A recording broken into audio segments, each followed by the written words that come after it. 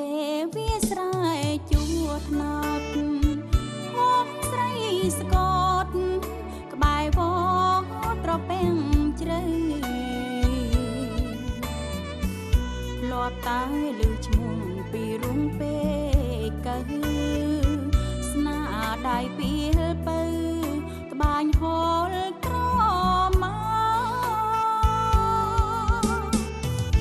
ឥឡូវមកដល់អង្គវល់អំពលបានជួបស្វែងយល់ឃើញផ្ទាល់នេត្រាសូត្រដងកើនាងសរសៃតូចឆ្មាតងត្បាញរញ្ចនាប្រែព្រំសំពត់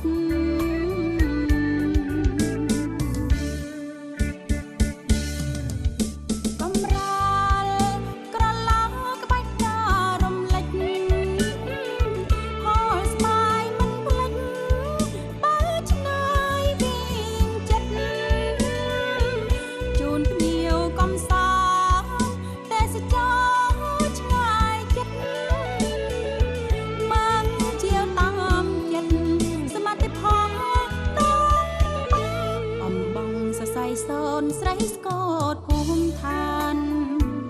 របបបុរាណភ្ជាប់កៃ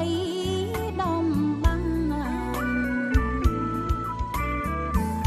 ប្រជាគ្រប់ស្រុកទុំចិត្តស្រឡាញ់របបដំបាននៃសិប្បកម្មខ្មែរ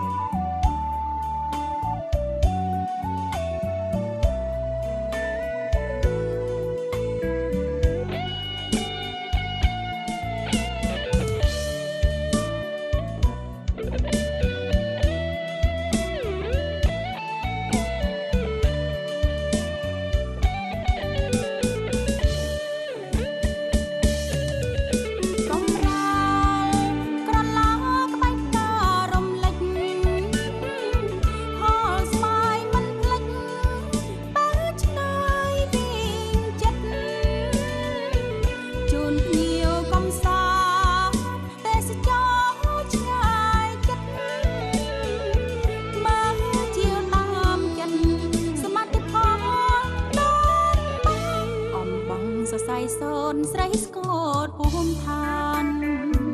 របបបុរាណភ្ជាប់កៃដំបាញ់ប្រជាគ្រប់ស្រុកទុំចិត្តស្រឡាញ់របបដំបា